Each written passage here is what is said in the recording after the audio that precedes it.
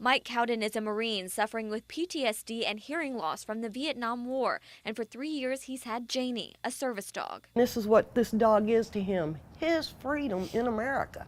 Mike and Brenda Cowden say they are accustomed to receiving questions about the dog, but never had to deal with anything like what happened at Steaks and More in Center. We were standing in line, and one of the waitresses come up and asked us to leave because we had the dog. Mike said, it's a service dog.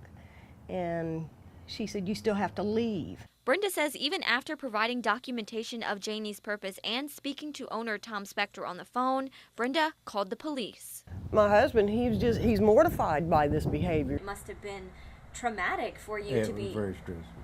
Tom Spector, owner of Steaks and More, did not wish to speak on camera, but told me he didn't know about the law and has only had to deal with 2 service dogs in his restaurant after more than 20 years in the business. Spector says once the police came and it was clear that the dog was a service dog and it was the law, they were allowed to stay and eat undisturbed. They didn't handle it very well. They didn't even come and apologize. When the service dog has on its vet dog vest, she's Janie and she knows she's at work. But when the vest is off, she's Cece and knows she's off duty and just a dog. Janie was on duty at Steaks and More, and Mike says it was a good thing. She knew I was stressed, so she would not leave between my legs. And that's what she's trained to do, And right? that's what she's trying to do. Yeah, protect him and calm him. He needed her so bad at this point because of his mental state from being harassed. Janie was born and trained specifically to be Mike's service dog. She's trained to help him cope with PTSD and hearing loss. I'm not worried about, say, being in a crowd because she's right there beside you watching.